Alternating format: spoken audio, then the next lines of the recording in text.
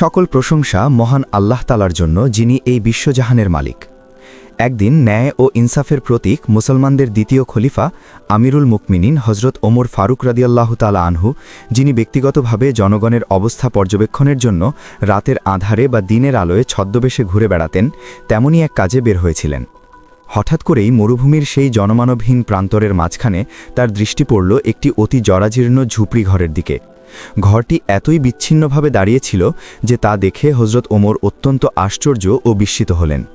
তার মনে গভীর কৌতূহল জাগল। তিনি ভাবলেন, এই রুক্ষ শুষ্ক জীবনহীন মরুপ্রান্তরে যেখানে কোনো জনবসতি নেই, সেখানে এই সামান্য কুটিরে কে এমন নিঃসঙ্গ জীবনযাপন করে? কোন প্রয়োজনে বা কোন অসহায়তায় একজন মানুষ এমন স্থানে বাস করতে পারে? দায়িত্বশীল খলিফার অন্তর মুহূর্তেই ব্যাকুল হয়ে উঠল। তিনি দ্রুত পায়ে সেই ঝুপড়ি ঘরের কাছে গেলেন। কপালে চিন্তার রেখা নিয়ে তিনি দরজায় আলতো টোকা দিয়ে নরম কণ্ঠে বললেন, কেউ কি আছেন ঘরের ভিতর? আল্লাহর বান্দা, একটু সাড়া দিন। কিছুক্ষণের মধ্যেই সেই ঝুপড়ি ঘরের ভিতর থেকে একজন অত্যন্ত বয়স্ক, শীর্ণকায়া এবং দুর্বল বৃদ্ধা মহিলা ধীরে ধীরে বের হয়ে আসলেন। বার্ধক্যের ছাপ তার সর্বাঙ্গে স্পষ্ট, চোখে মুখে কষ্টের কালো ছায়া। বৃদ্ধা মহিলাটি, যিনি সাধারণত লোকজনের সাথে মেলামেশার সুযোগ পেতেন না, খলিফাকে এর আগে কখনো দেখেননি। বৃদ্ধাটি আগন্তুককে চিনতে না পেরে সন্দেহের দৃষ্টিতে তাকে নিরীক্ষণ করলেন এবং কিছুটা জড়তা নিয়ে জিজ্ঞেস করলেন, কে আপনি? এই জনশূন্য প্রান্তরে কেনই বা এসেছেন? হজরত ওমর রাদিয়াল্লাহু তাআলা আনহু নিজেকে সাধারণ পথচারী হিসেবে পরিচয় দিলেন এবং আন্তরিকতা ভরে বৃদ্ধাটির প্রতি তার প্রশ্ন ছুড়ে দিলেন, হে বুড়িমা, এই ধুধু মরুভূমির মাঝে এই একাকী ঝুপড়ি ঘরে আপনি একাই বসবাস করেন? আপনার কি কোনো আত্মীয় স্বজন নেই? আপনার কি এমন কোনো ছেলে মেয়ে নেই যারা এই শেষ বয়সে আপনার সেবা করবে এবং দেখভাল করবে? বৃদ্ধার কণ্ঠস্বর দীর্ঘশ্বাস মিশ্রিত হল। তিনি মাথা নিচু করে বললেন, আমার কপালে সে সুখ জোটেনি বাবা। আমার কোনো আত্মীয় স্বজন নেই, আমার কোনো ছেলে মেয়েও নেই। আমি এই ভাঙা কুটিরের মধ্যে একাই কোনো মতে জীবন মৃত্যুর সন্ধিক্ষণে অসহায় দিনগুলো পার করছি। বৃদ্ধার এই করুণ স্বীকারোক্তি শুনে খলিফার অন্তর কেঁপে উঠল। এটি তো তারই রাজ্যে একজন অসহায় প্রজার অবস্থা। নিজেকে সামলে নিয়ে তিনি আসল প্রশ্নটি করলেন, যেন সেই বৃদ্ধার মুখ থেকেই তিনি প্রশাসনের ব্যর্থতা শুনতে চান। হজরত ওমর রাদিয়াল্লাহু তাআলা আনহু বৃদ্ধাকে সরাসরি জিজ্ঞেস করলেন, হে বুড়িমা, মদিনার খলিফা হজরত ওমর কি তোমার কোনো খোঁজখবর নেননি? তিনি তো মুসলমানদের দায়িত্বশীল। তিনি কি তোমাকে কোনো প্রকার সাহায্য করার প্রয়োজন বোধ করেননি? বৃদ্ধা মহিলাটি তো সেই আগন্তুককে চিনতে পারেননি। তিনি সরল মনেই তার দীর্ঘদিনের জমে থাকা অভিযোগ ও ক্ষোভ উগরে দিলেন। বৃদ্ধা হতাশ ভঙ্গিতে বললেন, কোন ওমরের কথা বলছো? সে তো কেবল মসনদের খলিফা হয়েছে। আল্লাহ তাকে ক্ষমতা দিয়েছেন, কিন্তু দায়িত্বের গুরুত্ব সে বোঝেনি। এখন পর্যন্ত একটি বারের জন্য সে আমার মতো একজন অসহায় মানুষের খোঁজখবর নিতে আসলো না। আমি কি খেয়ে বেঁচে আছি, আমি কি পড়ে আছি, আমার কোনো দিন ওমর জানতে চাইল না। সে তার দায়িত্ব পালনে চূড়ান্তভাবে ব্যর্থ হয়েছে। বৃদ্ধা যখন তার খলিফার বিরুদ্ধে এমন তীক্ষ্ণ অভিযোগ এবং নালিশ করলেন, তখন হজরত ওমর রাদিয়াল্লাহু তাআলা আনহুর মনে হলো যেন তার পায়ের নিচ থেকে মরুভূমির সমস্ত মাটি সরে যাচ্ছে। আসমানটা যেন তার মাথার উপর ভেঙে পড়বে। পৃথিবীর সমস্ত ভার যেন মুহূর্তেই তার কাঁধে চেপে বসেছে। তার মনে হলো এই বৃদ্ধার অভিযোগটি সামান্য নয়। তিনি ভাবলেন, এই বুড়ি আজ আমার সামনে অভিযোগ করেছে, কিন্তু এর চাইতেও ভয়াবহ হবে যদি কিয়ামাতের দিন হাসরের ময়দানে দাঁড়িয়ে বিচারক আল্লাহ রব্বুল আলমিনের সামনে এই অসহায় বৃদ্ধা আমার বিরুদ্ধে এই একই অভিযোগ উত্থাপন করেন। সেদিন তো কোনো অজুহাত চলবে না। সেদিন আল্লাহ পাকের নিকট তাকে এই অবহেলার জন্য জবাবদিহি করতেই হবে। তার চোখ ছলছল করে উঠল। হজরত ওমর রাদিয়াল্লাহু তাআলা আনহু তখনও অত্যন্ত বিনয়ের সাথে বৃদ্ধার সাথে কথা বলছিলেন। ঠিক সেই সময়ে একই পথ দিয়ে যাচ্ছিলেন হজরত ওমরের অত্যন্ত আস্থাভাজন ও প্রিয় সঙ্গী, ইসলামের চতুর্থ খলিফা হজরত আলী রাদিয়াল্লাহু তাআলা আনহু। দূর থেকে খলিফা হজরত ওমর রাদিয়াল্লাহু তাআলা আনহুকে এমন নির্জন স্থানে একজন বৃদ্ধার সাথে গভীর মনোযোগের সাথে কথা বলতে দেখে হজরত আলী রাদিয়াল্লাহু তাআলা আনহু কিছুটা আশ্চর্য হলেন। তিনি কৌতূহলী হয়ে সেদিকে গেলেন এবং সেখানে পৌঁছে সাথে সাথেই খলিফাকে লক্ষ্য করে সম্মানসূচক সালাম জানালেন, আসসালামু আলাইকুম ইয়া আমির আল মুকমিনিন। হজরত আলী রাদিয়াল্লাহু তাআলা আনহু যখনই সেই সম্মানের পদবি আমির আল মুকমিনিন উচ্চারণ করলেন, তখন সেই বৃদ্ধা মহিলা অত্যন্ত চমকে গেলেন। তার চোখ দুটো বিস্ফারিত হল। কারণ সেই মুহূর্তেই তিনি পরিষ্কার বুঝতে পারলেন যে মানুষটির বিরুদ্ধে তিনি এতক্ষণ অবলার অভিযোগ করছিলেন, তিনি আসলে মুসলমানদের শাসক। তিনি আর কেউ নন, তিনি স্বয়ং আমিরুল মুমিনিন হজরত ওমর রাদিয়াল্লাহু তাআলা আনহু। বুড়ি চিন্তা করতে লাগল, হায় হায়, আমি কি করেছি? আমি ওমরেরই সামনে দাঁড়িয়ে ওমরেরই বদনাম করেছি। যেই ওমরের নাম শুনলে বাঘে মহিষে এক ঘাটে পানি। হায়, হজরত ওমর যে রাস্তা দিয়ে হেঁটে যায় সেই রাস্তা দিয়ে শয়তান 40 দিন যেতে পারে না, আর আমি সেই ওমরের সামনে দাঁড়িয়ে ওমরেরই বদনাম করেছি। বুড়ি অত্যন্ত ভয় পেয়ে গেল এবং বুড়ি ভয়ে কাঁপতে শুরু করল। বুড়ির চোখ মুখ শুকিয়ে আসলো। বুড়ি কাঁপা কাঁপা কণ্ঠে বলল, ইয়া আমিরুল মুমিনিন, খালিফাতুল মুসলিমিন, আমি আপনাকে চিনতে পারিনি, এজন্য আপনার সামনেই আপনার বদনাম করেছি। হজরত ওমর রাদিয়াল্লাহু তাআলা আনহু বলল, হে বুড়িমা, তুমি আজকে আমার বিরুদ্ধে যে অভিযোগটা করেছ, এই অভিযোগ যদি তুমি হাসরের ময়দানে দাঁড়িয়ে আল্লাহর সামনে করতে, তাহলে আমি ওমর আল্লাহর সামনে কি জবাব দিয়ে দিতাম। এই বলে হজরত ওমর রাদিয়াল্লাহু তাআলা আনহু 40টি স্বর্ণ মুদ্রা পকেট থেকে বের করে বুড়ির হাতে তুলে দিলেন এবং বললেন, হে বুড়িমা, আমি ওমর তোমার খোঁজ খবর নিতে পারিনি। আমি খালিফা হিসেবে আমার দায়িত্ব ছিল তোমার খোঁজ খবর নেওয়া, কিন্তু আমি ওমর এতদিন তোমার কোনো খোঁজ খবর নিতে পারিনি। হে বুড়িমা, তুমি এই 40টি স্বর্ণ মুদ্রার বিনিময়ে তুমি তোমার অতীতের সকল দুঃখ ভুলে যাও। একদিন বিশ্বনবী সাল্লাল্লাহু আলাইহি ওয়াসাল্লামের কাছে একজন মুসলিম ও একজন ইহুদি জমি সংক্রান্ত একটি সমস্যা নিয়ে বিচারের জন্য নবীজির কাছে আসেন। নবীজি সাল্লাল্লাহু আলাইহি ওয়াসাল্লাম সমস্ত ঘটনার বর্ণনা শুনে রায়টি ইহুদির পক্ষে দিয়ে দেন, কিন্তু মুসলিম ব্যক্তিটি এই রায়ে সন্তুষ্ট হতে পারলেন না। তিনি নবীজির দরবার থেকে বের হয়ে হজরত আবু বকর সিদ্দিক রাদিয়াল্লাহু তাআলা আনহুর কাছে গেলেন। হজরত আবু বকর সিদ্দিক রাদিয়াল্লাহু তাআলা আনহুর কাছে গিয়ে বললেন, আমি আর একজন ইহুদির মধ্যে জমি সংক্রান্ত বিষয়ে সমস্যা হয়েছিল। আমরা বিশ্বনবীর কাছে একটা সুষ্ঠু ফয়সালার জন্য গিয়েছিলাম, কিন্তু নবীজি ফয়সালা ঠিকই করেছেন, কিন্তু রায় দিয়েছেন ইহুদির পক্ষে, আমার পক্ষে কোনো রায় দিল না। আবু বকর, আমি এখন তোমার কাছে এসেছি, তুমি কি এই বিষয়ে কিছু করতে পারবা? তখন হজরত ওমর রাদিয়াল্লাহু তাআলা আনহু আর কিছু না বলে মুসলিম ব্যক্তিকে বললেন, ঠিক আছে ভাই, তুমি একটু দাঁড়াও, আমি ঘর থেকে একটা ফয়সালা নিয়ে আসতেছি। এই বলে হজরত ওমর রাদিয়াল্লাহু তাআলা আনহু ঘরের ভিতরে চলে গেলেন। কিছুক্ষণ পর ওমর রাদিয়াল্লাহু তাআলা আনহু একটি বড় তলোয়ার নিয়ে ঘর থেকে বের হয়ে আসলেন এবং এক কোপে তার শরীর থেকে কল্লা আলাদা করে দিলেন এবং বললেন, তোমার কত বড় সাহস! বিশ্বনবী যেটা ফয়সালা করে দিয়েছে তার বিরুদ্ধে তুমি আমার কাছে নালিশ নিয়ে এসেছ, তোমার বেঁচে থাকার কোনো অধিকার নেই। ওমর রাদিয়াল্লাহু তাআলা আনহু এতটাই নবীজির জন্য পাগল ছিলেন, এতটাই নবীজিকে ভালোবাসতেন এবং নবীজির সমস্ত সিদ্ধান্তগুলোকে চোখ বুজে মেনে নিতেন। আল্লাহ রব্বুল আলামিনও হজরত ওমর রাদিয়াল্লাহু তাআলা আনহুকে এতটাই সম্মানিত করেছিলেন যে মক্কার সমস্ত কাফেরেরা ওমরের ভয়ে থরথর করে কাঁপতে থাকত।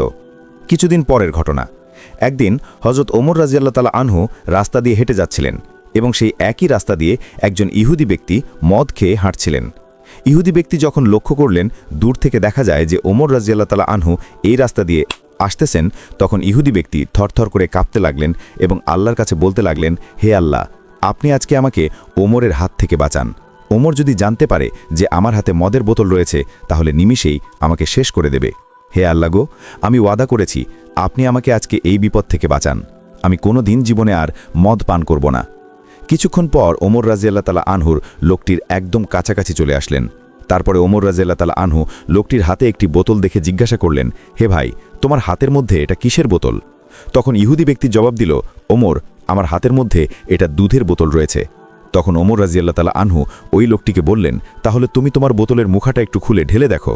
তখন ওই ইহুদি ব্যক্তি ভয়ে থরথর করে কাঁপতে লাগলেন এবং বোতলের মুখাটা খুলে যখন মাটির মধ্যে ওই ভিতরের পানিগুলো ফেলতে লাগলেন, তখন টাটকা দুধ ভিতর থেকে বের হয়ে আসছিল। সুবহানাল্লাহ, সুবহানাল্লাহ। একদা রোমের বাদশাহ হিরোক্লিয়াস তার সভায় বসেছিলেন। হঠাৎ তার মনে একটি প্রশ্ন জাগল। তিনি সভাসদদের জিজ্ঞাসা করলেন, হে আমার প্রজাগণ, তোমরা কি আমাকে একটি সংবাদ দিতে পারবে? প্রজারা বলল, জি মহারাজ, আপনি বলুন। বাদশাহ বললেন, মুসলমানদের সাম্রাজ্য এত দ্রুত বিস্তৃত হচ্ছে, তাদের নেতা নিশ্চয়ই কোনো সাধারণ ব্যক্তি নন। তোমরা কি বলতে পারবে তাদের নেতা কেমন, তাদের সাফল্যের সূত্রটা কি? সভাসদেরা কেউই তার উত্তর দিতে পারল না, কিন্তু বাদশাহ এই রহস্য উদ্ঘাটন করতে চাইলেন। তিনি একজন দূতকে রাখলেন আর বললেন, তুমি এখনই মদিনায় যাও, মুসলমানদের নেতার আচার আচরণ, জীবনযাপন সব জেনে এসো, সে কিভাবে রাজ্য পরিচালনা করে সেটাও জানবে। বাদশার আদেশ পেয়ে দূত মদিনার দিকে রওনা হলো। তার সাথে ছিল একটি দ্রুতগামী ঘোড়া, তাই খুব কম সময়ে সে মদিনায় পৌঁছে গেল। মদিনায় পৌঁছে দূত যা দেখল তার জন্য সে মোটেও প্রস্তুত ছিল না। সে ভেবেছিল বিশাল রাজপ্রাসাদ দেখবে, হাজার হাজার প্রহরী দেখবে, কিন্তু সে দেখল মুসলিম সাম্রাজ্যের খলিফা হজরত ওমর রাদিয়াল্লাহু তাআলা আনহু সাধারণ পোশাকে একটি গাছের নিচে মাটিতে শুয়ে বিশ্রাম নিচ্ছেন। দূতের নিজের চোখকে বিশ্বাস হচ্ছিল না। সে আশেপাশের লোকেদেরকে জিজ্ঞাসা করল, ইনি কি আপনাদের খলিফা? লোকেরা বলল, জি, ইনি অর্ধজাহানের খলিফা হজরত ওমর রাজিয়াল্লাহ তাআলা আনহু। দূত হতভম্ব হয়ে গেল। সে খলিফার সামনে গিয়ে বলল, হে খলিফা, আপনি ভয় পান না? আপনার আশেপাশে কোনো প্রহরী নেই, এভাবে গাছের নিচে শুয়ে আছেন। যদি কোনো শত্রু এসে আক্রমণ করে? হজরত ওমর রাজিয়াল্লাহ তাআলা আনহু মুচকি হেসে বললেন, আমি জনগণের উপর অত্যাচার করিনি, আমি ন্যায় বিচার প্রতিষ্ঠা করেছি। যারা ন্যায়ের পথে চলে তাদের প্রহরীর দরকার হয় না। এই কথা শুনে দূত আর কিছু না বলে নিজের রাজ্যে ফিরে গেল। দূত রাজ্যে ফিরে গিয়ে বাদশাহ হিরোক্লিয়াসকে বলল, হে বাদশাহ, আমি এমন এক সম্রাটের দেখা পেয়েছি যার নামে পুরো পৃথিবী কাঁপে, কিন্তু তিনি মাটির উপর একটি গাছের নিচে শুয়ে বিশ্রাম নিচ্ছিলেন। তার কোনো রাজপ্রাসাদ আমি খুঁজে পাইনি। বাদশাহ অবাক হয়ে জিজ্ঞাসা করলেন, তুমি কি তার সাথে কথা বলেছিলে? দূত বলল, জি, তিনি বলেছেন তিনি ন্যায় বিচার প্রতিষ্ঠা করেছেন, তাই তার প্রহরীর প্রয়োজন নেই। বাদশাহ কিছুক্ষণ চুপ থেকে বললেন, এ নিশ্চয়ই কোনো মহাজ্ঞানী ব্যক্তি হবে, তার জ্ঞানের গভীরতা আমি পরক্ষণে দেখব। অতঃপর বাদশাহ পুনরায় দূতকে ডাকলেন, একটি চিঠি দিয়ে বললেন, এই চিঠিটি ওমরের হাতে দেবে আর তাকে মুখে একটি প্রশ্ন করবে, আল্লাহ কোন জিনিস দেখেন না? সে যদি উত্তর দিতে পারে আমরা মেনে নেব ইসলাম সত্য ধর্ম। দূত আবার মদিনার দিকে রওনা হলো। সে দেখল হজরত ওমর রাজিয়াল্লাহ তাআলা আনহু সভাসদের নিয়ে আলোচনা করছেন। হজরত ওমর রাজিয়াল্লাহ তাআলা আনহু দূতকে ডেকে বললেন, হে দূত, এবার কেন এসেছ? দূত সালাম জানিয়ে বলল, হে অর্ধজাহানের বাদশাহ, রোমের বাদশাহ হিরোক্লিয়াস কয়েকটি প্রশ্ন পাঠিয়েছেন, আরেকটি প্রশ্ন মুখে বলতে বলেছেন। আপনি উত্তর দিতে পারলে তিনি ইসলাম গ্রহণ করবেন। হজরত ওমর রাজিয়াল্লাহ তাআলা আনহু বললেন, তোমার প্রশ্নগুলো বলো। অতঃপর দূত একে একে প্রশ্ন করতে লাগল। 1. পৃথিবীর কোন স্থানে সূর্যের আলো মাত্র একবারই পড়েছে? 2. কোন গাছ পানি ছাড়াই জন্মেছিল? 3. কোন বস্তুর মুখ আছে কিন্তু দেহ নেই? 4. কোন গাছের ছায়া 100 বছরেও শেষ হয় না? 5. হাত পা নেই কিন্তু সব সময় চলাফেরা করে, এমন জিনিস কি? 6. জান্নাতে মানুষ খাবে কিন্তু প্রস্রাব পায়খানা হবে না, পৃথিবীতে এর উদাহরণ কি? 7. জান্নাতের তালা এবং চাবির আকৃতি কেমন? এরপর দূত বলল, বাদশাহ মুখে যে প্রশ্নটি করতে বলেছেন তা হল, আল্লাহ তাআলা তো সব কিছুই দেখেন, তো এমন কি আছে যা তিনি দেখেন না? আরেকটি প্রশ্ন, কোরআনে তো সব কিছুই আছে, এমন কি আছে যা কোরআনে নেই? শেষের প্রশ্নগুলো শুনে হযরত ওমর রাজিয়াল্লাহু তাআলা আনহু রেগে গেলেন। তিনি বললেন, সৃষ্টিকর্তা সম্পর্কে এমন কথা বলার সাহস তোমাকে কে দিয়েছে? দূত ক্ষমা চেয়ে বলল, এগুলো আমার কথা নয়, বাদশাহের প্রশ্ন। হযরত ওমর রাজিয়াল্লাহু তাআলা আনহু উপস্থিত সবাইকে জিজ্ঞাসা করলেন, তোমাদের মধ্যে কেউ কি এর উত্তর জানো? সবাই চুপ করে রইল। তখন একজন দাঁড়িয়ে বলল, হুজুর, এই প্রশ্নের উত্তর একমাত্র হযরত আলী রাজিয়াল্লাহু তাআলা আনহু দিতে পারেন। অতঃপর সেই দূতকে হযরত আলী রাজিয়াল্লাহু তাআলা আনহুর কাছে পাঠানো হলো। দূত হযরত আলী রাজিয়াল্লাহু তাআলা আনহুকে সব প্রশ্ন খুলে বলল। হযরত আলী রাজিয়াল্লাহু তাআলা আনহু এক এক করে উত্তর দিতে লাগলেন। তোমার প্রথম প্রশ্নের উত্তর, হযরত মুসা আলাইহি ওয়াসাল্লামের জন্য সমুদ্রের মাঝে যে রাস্তা তৈরি হয়েছিল সেখানে সূর্যের আলো মাত্র একবারই পড়েছিল। দ্বিতীয় প্রশ্নের উত্তর, হযরত ইউনুস আলাইহি ওয়াসাল্লাম মাছের পেট থেকে বের হবার পর আল্লাহর রহমতে পানি ছাড়াই একটি লাউ গাছ জন্মেছিল। তৃতীয় প্রশ্নের উত্তর, জাহান্নামের আগুন, যার মুখ আছে কিন্তু হাত পা নেই। চতুর্থ প্রশ্নের উত্তর, জান্নাতের সাজারাতুত তাওবা নামক এক বৃক্ষ, যার ছায়া 100 বছরেও শেষ হবে না। পঞ্চম প্রশ্নের উত্তর, পানি, যার হাত পা নেই কিন্তু সর্বদা প্রবাহমান। ষষ্ঠ প্রশ্নের উত্তর, শিশু যেমন মাতৃগর্গে পানাহার করে কিন্তু তাদের প্রস্রাব পায়খানা হয় না, জান্নাতের উদাহরণটিও তেমনই। সপ্তম প্রশ্নের উত্তর, জান্নাতের তালা হলো শিরক আর চাবি হলো তাওহীদের সাক্ষ্য। এবার তোমার বাদশাহের প্রশ্ন, আল্লাহ সুবহানাহু ওয়া তাআলা কি দেখেন না? শোনো হে দূত, আল্লাহ স্বপ্ন দেখেন না, কারণ তিনি কখনো ঘুমান না বা তন্দ্রাচ্ছন্ন হন না। আর তোমার শেষ প্রশ্ন, পবিত্র কোরআনে কি নেই? পবিত্র কোরআনে মিথ্যা নেই। অতঃপর সেই দূত সব উত্তর শুনে অবাক হয়ে গেল। সে আলী রাজিয়াল্লাহু তাআলা আনহুকে সালাম জানিয়ে রাজ্যে ফিরে গেল এবং বাদশাহ হিরালিয়াসকে সব খুলে বলল। বাদশাহ হতভম্ব হয়ে বললেন, মুসলিম শাসক আমার ধারণার থেকেও অধিক জ্ঞানী। যে মুহাম্মদ সাল্লাল্লাহু আলাইহি ওয়াসাল্লাম তাদের শিক্ষা দিয়েছেন তার ধর্ম মিথ্যা হতে পারে না।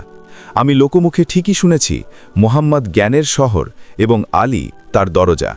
হে লোক সকল, তোমরা শুনে রাখো, মোহাম্মদের ধর্মই একমাত্র সত্য ধর্ম এবং আমি সাক্ষ্য দিচ্ছি যে মোহাম্মদ সাল্লাল্লাহু আলাইহি ওয়াসাল্লাম আল্লাহর রাসূল। হযরত ওমর রাদিয়াল্লাহু তাআলা আনহুর এর আরও একটি ঘটনা। হযরত ওমর রাদিয়াল্লাহু তাআলা আনহু হযরত মোহাম্মদ সাল্লাল্লাহু আলাইহি ওয়াসাল্লামকে অনুসরণ করে তালি লাগানো জামা পরতেন। যখন তিনি মুসলমানদের প্রাণকেন্দ্র বাইতুল মোকাদ্দাস জয় করার জন্য বের হয়েছিলেন, সে সময় তার পরিহিত জামায় 17টি তালি লাগানো ছিল। যখন তিনি তালিযুক্ত জামা পরিহিত অবস্থায় জেরুজালেমের উদ্দেশ্যে রওনা হয়েছিলেন, তখন সাহাবাদের মধ্য হতে কেউ একজন হযরত আলী রাদিয়াল্লাহু তাআলা আনহুকে বলল, ইয়া আলী, হযরত ওমর রাদিয়াল্লাহু তাআলা আনহুকে বলুন অন্তত আজকের দিনে তিনি তালিযুক্ত কাপড় খুলে একটু ভালো কাপড় পরিধান করার জন্য, কারণ তিনি ইহুদি খ্রিস্টানদের দেশে যাচ্ছেন। তারা হয়তো আমিরুল মুমিনিনকে দেখে বিরূপ মন্তব্য করতে পারে। তারা তিরস্কার করে বলতে পারে যে মুসলমানগণ খলিফার জন্য একজোড়া ভালো কাপড়ের ব্যবস্থাও করতে পারেনি। আপনি খলিফাকে বুঝিয়ে বলুন। সাহাবাদের পীড়াপিড়িতে হযরত আলী রাদিয়াল্লাহু তাআলা আনহু কথাটি বলার জন্য হযরত ওমরের কাছে গেলেন, কিন্তু এমন কথা বলার সাহস পেলেন না তিনি, কারণ হযরত ওমর রাদিয়াল্লাহু তাআলা আনহু এমনিতেই গরম মেজাজের ছিলেন। তার ওপর এমন স্পর্শকাতর বিষয়ে মুখটাই বা খুলবেন কিভাবে? অনেক চেষ্টা করলেন, কিন্তু কোনোভাবেই বলতে পারলেন না। ফিরে এলেন সাহাবাদের কাছে এবং নিজের অপারগতা প্রকাশ করলেন। হযরত আলী রাদিয়াল্লাহু তাআলা আনহু বললেন, আমি যখন বলার জন্য তার কাছে গিয়েছি তখন কথা বলার শক্তি হারিয়ে ফেলেছি। এবার সাহাবাগণ পরামর্শ করলেন, তাহলে এই কথা খলিফার কাছে কে বলতে পারে? সকলেই খেয়াল পেশ করল হযরত আয়েশা রাদিয়াল্লাহু তাআলা আনহা এবং হযরত হাফসা রাদিয়াল্লাহু তাআলা আনহা বলতে পারবেন। তারা সকলে মিলে হযরত হাফসা রাদিয়াল্লাহু তাআলা আনহার কাছে গেলেন। হযরত হাফসা রাদিয়াল্লাহু তাআলা আনহা বললেন, আমি আল্লাহর রাসূলের স্ত্রী এবং খলিফা ওমরের মেয়ে, কিন্তু আমার পিতাকে এই কথা বলার সাহস আমার নেই, আমি এ কথা বলতে পারবো না। তখন হযরত আয়েশা রাদিয়াল্লাহু তাআলা আনহা বললেন যে তিনি এই কথা হযরত ওমর রাদিয়াল্লাহু তাআলা আনহুকে বলতে পারবেন। সাহাবায়ে কেরাম হযরত আয়েশা রাদিয়াল্লাহু তাআলা আনহার কাছে দরখাস্ত করলেন। অতঃপর তিনি হযরত ওমর রাদিয়াল্লাহু তাআলা আনহুকে ডেকে পাঠালেন। হযরত ওমর রাদিয়াল্লাহু তাআলা আনহু হযরত আয়েশা রাদিয়াল্লাহু তাআলা আনহার পয়গাম পাওয়ার সাথে সাথেই উপস্থিত হলেন। ভারত উপমহাদেশের বিখ্যাত হাদিস বিশারদ শাহ ওয়ালিউল্লাহ মুহাদ্দিসে দেহলি রহমাতুল্লাহি আলাইহি একটি গ্রন্থে লিখেছেন যে হযরত ওমর রাদিয়াল্লাহু তাআলা আনহু আম্মাজান আয়েশা রাদিয়াল্লাহু তাআলা আনহার সামনে দুজানু হয়ে বসে পড়লেন। আয়েশা রাদিয়াল্লাহু তাআলা আনহা বললেন, হে আমিরুল মুমিনিন, আপনি যেহেতু খ্রিস্টানদের রাজ্যে যাচ্ছেন, এজন্য আপাতত এই তালিযুক্ত জামা পরিত্যাগ করে অন্য একটি ভালো জামা পরিধান করুন। আম্মাজান আয়েশা রাদিয়াল্লাহু তাআলা আনহার কথা শেষ হতে না হতে খলিফাতুল মুসলিমিন কেঁদে ফেললেন। আয়েশাকে বললেন, আম্মা, আপনি কি আমাকে রাসূল সাল্লাল্লাহু আলাইহি ওয়াসাল্লাম থেকে দূরে সরিয়ে দিতে চাচ্ছেন? আপনার কি রাসূলের সাথে কাটানো সেই দিনগুলোর কথা মনে নেই যে দিনের পর দিন নবীজি সাল্লাল্লাহু আলাইহি ওয়াসাল্লাম উপবাস থেকেছেন? 3 দিন পর্যন্ত নবী করিম সাল্লাল্লাহু আলাইহি ওয়াসাল্লামের চুলায় আগুন জ্বলেনি। হে আয়েশা, আপনার কি সেই দিনগুলোর কথা মনে নেই যে নবী করিম সাল্লাল্লাহু আলাইহি ওয়াসাল্লাম তালিযুক্ত কাপড় পরিধান করেছেন? আম্মাজান ওমর এই ছেঁড়া ফাটা তালিযুক্ত পোশাক পরে যে স্বাদ অনুভব করে তা বোঝানো সম্ভব নয়। আমি আর অন্য কিছুতেই এমন স্বাদ অনুভব করি না। সিরাতের কিতাবসমূহে লিপিবদ্ধ রয়েছে যে খলিফা হযরত ওমর রাদিয়াল্লাহু তাআলা আনহু যখন রাসূল সাল্লাল্লাহু আলাইহি ওয়াসাল্লামের অস্বাচ্ছন্দ্যের কথা আলোচনা করতেন, তখন হযরত আয়েশা এবং হযরত হাফসা দুজনেই অঝরে কাঁদছিলেন। অতঃপর খলিফাতুল মুসলিমিন হযরত ওমর রাদিয়াল্লাহু তাআলা আনহু তালিযুক্ত কাপড় পরিধান করেই মুসলমানদের প্রাণকেন্দ্র বাইতুল মুকাদ্দাস বিজয় করার জন্য বের হন। হযরত ওমর রাদিয়াল্লাহু তাআলা আনহু যখন জেরুজালেম শহরে প্রবেশের দ্বারপ্রান্তে 20 লক্ষ বর্গমাইলের বিশাল সাম্রাজ্যের খলিফার হাতে উটের রশি, উটের ওপর বসে আছেন ভৃত্য। মুসলিম বাহিনীর সেনাপতি আবু উবায়দা ইবনুল জাররা রাদিয়াল্লাহু তাআলা আনহু লক্ষ্য করলেন খলিফার গায়ে 1 কোটি সাধারণ 17টি তালিযুক্ত জামা। উটের রশি ধরে টানছেন মুসলিম বিশ্বের খলিফা, আর ভৃত্য বসে আছেন উটের ওপর। এটা দেখে রোমানরা কি মনে করবে? এসব ভেবে তিনি বললেন, হে আমিরুল মুমিনিন, আমরা এমন এক জায়গায় আছি যেখানে লোকেরা চাকচিক্য পছন্দ করে, মানুষের বাহ্যিক সৌন্দর্য দেখে মানুষের মর্যাদার বিচার করে। তাই আপনি যদি একটু ভালো পোশাক পরতেন তাহলে তা কতই না উত্তম হতো। হযরত ওমর রাদিয়াল্লাহু তাআলা আনহু তখন আবু উবায়দা ইবনুল জাররা রাদিয়াল্লাহু তাআলা আনহুর কথায় রেগে গেলেন, তার বুকে আঘাত করলেন আর বললেন, আমি তোমার পক্ষ থেকে এই কথাগুলো আশা করিনি। এরপর হযরত ওমর রাদিয়াল্লাহু তাআলা আনহু বলেন, আমরা হচ্ছি সেই জাতি যাদেরকে মহান আল্লাহ সুবহানাহু ওয়া তাআলা ইসলাম দ্বারা সম্মানিত করেছেন। আমরা যদি ইসলাম ছাড়া অন্য কোনো উপায় সম্মান খুঁজি তাহলে মহান আল্লাহ তাআলা আমাদের অপমানিত করবেন। প্রিয় দর্শক, এই ছিল আমাদের আজকের ভিডিও। আমাদের ভিডিওটি কেমন লাগলো একটি লাইক দিয়ে কমেন্ট করে জানাবেন এবং পরবর্তী ভিডিও পেতে আমাদের চ্যানেলটি অবশ্যই সাবস্ক্রাইব করবেন। আপনারা সকলেই ভালো থাকুন, সুস্থ থাকুন। আল্লাহ হাফেজ।